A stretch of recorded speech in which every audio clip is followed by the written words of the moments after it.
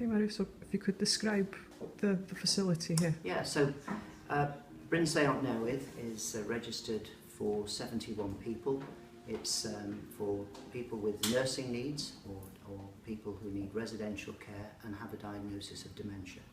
We currently employ about 120 people, and that's increasing because we're about to open Park Bryn Seont, which will be our new companion living. Okay. Dyfrig, so chi'n gallu disgrifio rhywfaint o beth ydych chi wedi weld yma heddiw? Wel ie, mae wedi bod yn brofiad arbennig iawn dod yma heddiw. Mae safon y lle yn wych iawn, hynod eich yn gwir. Ac mae o'n ddarpariaeth ar ei orau ar gyfer bobl sydd wir angen gofal o'r math yma. Nath Marion gynharach oedd bod angen I ni uchafu gwaith y gofalwyr sydd yma, felly, a da ni, dwi'n credu bod ni'n angen I ni wneud hynny.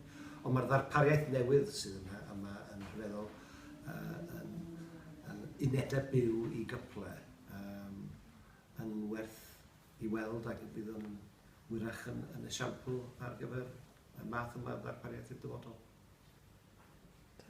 Gareth, so chi'n gallu sôn am pwysigrwydd gweithio efo'r sector breifat? Mae'n enghraifft wych dydy o'r cyngor a sector breifat yn gallu cydweithio. Mae gweledigaeth Mario o ran beth sy'n bosib a dweud y gwir.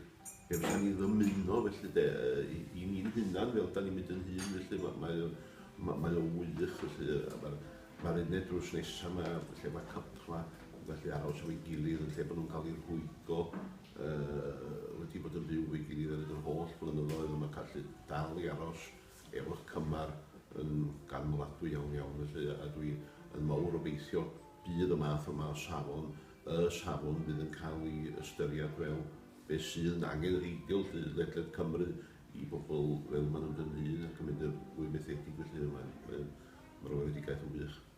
A gofal trwy gyfrwng Gymraeg hefyd, yn bwysig.